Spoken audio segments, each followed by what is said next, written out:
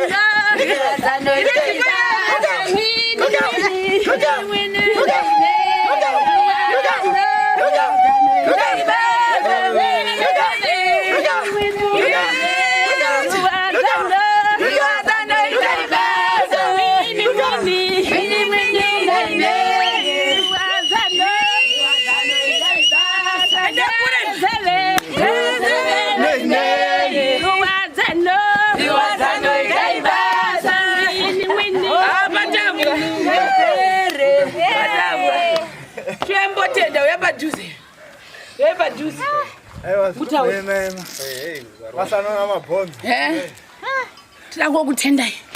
Sange utenda baba church. La kutenda ne church amashemarians. Tatenga second load. Ye church tanoti. Shokuramba mchata back and forth ka. Pangwa ino taka kupedza kutenda kanoti. Kokere church. Tenda ne church zvokwadi. Mwari makanaka. Tochiita zvakare apo. Munochiona here chistondido. Stondido for the people of the toilet. Ndobva apa kudai chinyatsobuda. Mochiona here toilet. Stondido. Washington ari kuzopenda maybe pachishani mugovera apo. Oya kuzopenda achitanga because munoona kuti hozi yapera kuplastiwa pamusoro apapo chete. Asi uku kuchiomawo Washington anenge wasvika chiona zvokuita panguva yacho iyoyo. Maisimba chimbotaurai. Muchimbotenda ivhu mozotenda kuplastirwa kwamaitwa uko. Taura itinzwe. Kesilo ngovu. Yechagionile. Plaster ndazviona. Ndotenda kufara zvikuru maningi. Zvingajekala tavika kutsaka maningi zvintsakisira ngovu. Yakusemendera phakathi kumngajavo, lajechavo. Ruile vajelanga kuhasa. Ya lodise kuzvisakisa ngovu bashi. Yechagionile Nipaso sumukhala Iplasiwa kasha kasha nyalo muya kucheliwa usebendevo sekusele khishi mutaplasa kambe je iplasiwa kame hadlele phakathi zvibonile emtenda amasamarians Atoguma mina nyika ukhesa ngopfu leswi ngendleka laka mhani wa Simba sweswitiro se wa hela loko witiro se uya mahlweni manje na ku hela ni khesa ngopfu mama lava achikongelo cha vona cha kusangulela va fanela ku amna mato wa vona wa hombe va fanela ku namata mashamarian hicho xikwembu xa vona va hetisela nsisi xero ende nyika ukhesa jecha toilet se helile bedroom ya mhana Simba akuhlupheka se ku helile munamata ngopfu mhana Simba mkhongela mkizama ematsolo mambiri mukizama msangula emashamarian muhetisela nsisi xero then mtanyika yini amkhongelo wa n'wina umfambela kahle maswona mhana Simba siswa kuna swa hela sweswi kesana hina inga veta mfuna amwangana van'wina hinga suka ka makwara hina suka ka makwara hina village ni n'wana se hileno ka sabu ku farai kutapfuna mhana Simba ni twa khesa swinene nyamhla ku fikele tractor na jecha swilo swisakisa ku swinene swi nga pfuniwa mhana Simba na khesa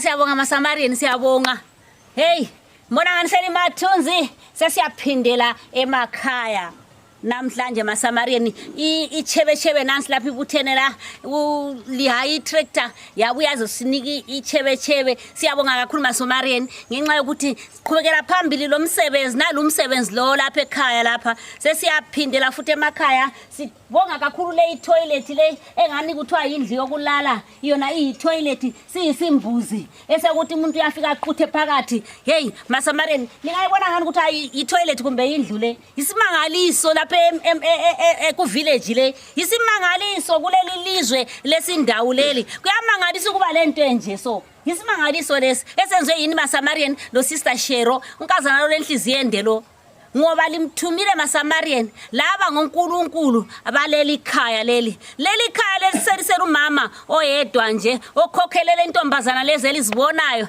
enye intombazana isiphofu kayiboni enye intombazana iphonga kuba yiyo nje akulalutho alikwanisayo lina lenze kuhle masamariyeni ngoba lisibise usisiyero ukuthi aze sincedisa lapha ekhaya thina sisuka khatshana sisuka le lapho komakwa lapha esaqalisela khona ko village deruko sesibuya lapha ekhaya ukuthi sizonceda njalo sihamba sinceda nalo sisishero lo ulenhliziyo emhlophela unkazana siyabonga masamariyeni ngento elisenzele yona sibonga amabhilida ethu laba abanenhliziyo ezinde uNkulunkulu ingani yabaphefumulela umoya ukuthi bahlale bephezulu babe lempiko amabhilida baphaphe babuyele emakhaya abo ubakhokhelele uNkulunkulu bayefika kuhle lo sisishero ungabe uyamkhokhelela ukukhokhelele imova le imoto ehamba ngamaviri angu4 le umkhokhelele usisishero uthanyela indlela ahamba ngayo umbekele imoya omuhle ukuthi umqhubekele khukhelele phambili azefika lapha avela khona sisishero siyakubonga lama Samariyeni owasibisela lawo lapha ekhaya emhlabeni lo ukwenzela ukuthi ancede abantu abahluphekayo lesi siphofu leselisibona emaSamariyeni siyabonga amaSamariyeni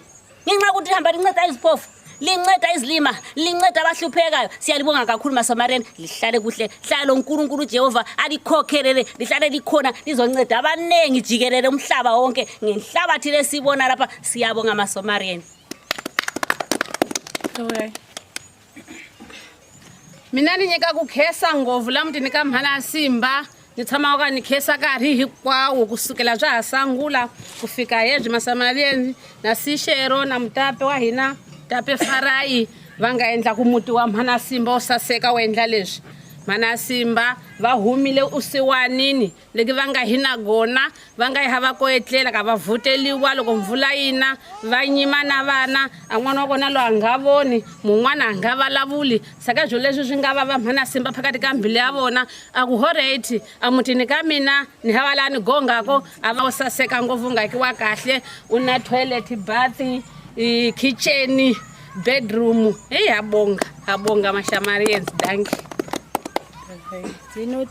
tinotenda maSamariyeni pamwe na Sishero makabatana nebasa ramuri kubata pamushapano paamai Simba jecha rauya raundi ndiyo iya muri kuona apa bedroom rekuvata rapera toilet ndiyo yechirungu yatisati tikamboona muno mumamusha inototinetsawo kuti ndopinda mutoilet kana kuti kutopinda chindondovata pakana pa toilet yamuri kuona tinozvitenda maSamariyeni nezvamuri kuita pamushapano paamai Simba kubatsira kwamuri kuita dambudziko raamai Simba nenhamo yavo yese yapera kupedzwa nemi maSamariyeni pamwe chete naSishero munongozvionawo zviripo vana vacho ndivava uyu haone mumwe hataure mai vacho vari ngotamburawo zvokuti kana mvura yakauya vaishaya zvokuita usiku vaimira kushaya zvokuita kutora hembe vachivhara pamusoro pemba kuti pamwe mvura isapinde mumba asi mimi maSamariyeni pamwe chete naSishero makauya nerubatsiro rwekuzobatsira mai Simba tinozvitenda zvikuru ndimbogadzirewo dhirezi raikera unonzanizire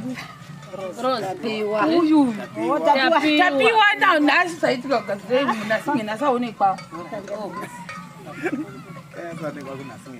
Zaze mone mfensi uyu guys vane zvihembe wa guys basire mwana wakapfeka dress watozopfekerwa chikera bvisei changa kapfeka cheche tuchamisika zvei kuti ko judeti uyu musikana ndakabvunza kuti mwana mukomana yoti mukomana kahle Tinotoseka kaipo hili mwena icho itakuti sabhuku vasabuda sabhuku mutape vasabuda icho icho chikomana chinonzani tapiwa chikomana chine mamanzi mangani 6 months chikomana icho chakapfeka dress racho icho cheka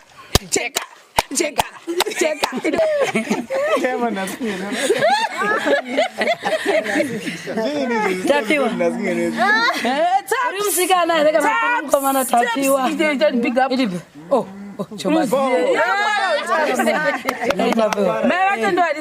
guys, bye-bye.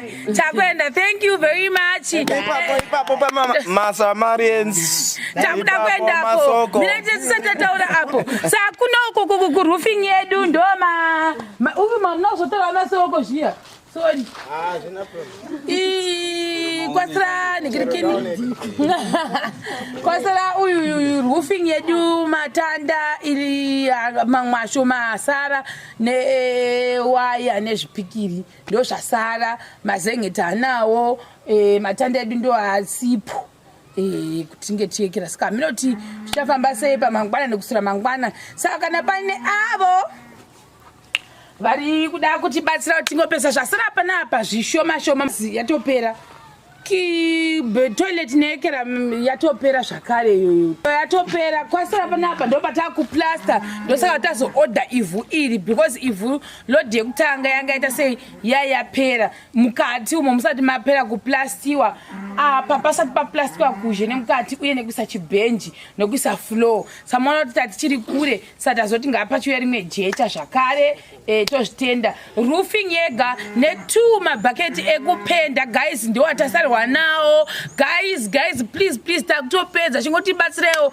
tipedzise pasara magaba edu 2 ependi neglosi dzacho nematinda acho uyezve zvimabhuracho zvekushandisa zvachoni ndo zvatiri kutiwo tadi takwanisa kunge tinazvo zvatasarwa kuti kwatabva ndokuri kwatakuenda ndo padhuze because madho ese apanapa aripo ina ndingadi kunyepera vanhu makamaona madho ese tinawo zvihuri ndakatenga 4 key ndo dzasandana nadzo kana panoda kuti kwanisa kundibatsirawo nekuti ndikwanisa kutenga key kana zvakare nekundibata panhamba dzangu kuti tizive toita sei panyaya dzemakeyboards hapana key dzachoni zvekudayo zvezvo kuti keche hapana ipapo nependi kunyanya pendi nematanda apa ndo zvinhu zvatimisa so far so good kuti nge tipedza like I said by next week tofanira nge tabuda muchipinge tichibudawo zvakare manikali ndichiti goodbye maybe for good I have no idea maybe for half time I have no idea saka ndo zviripo izvozvo totenda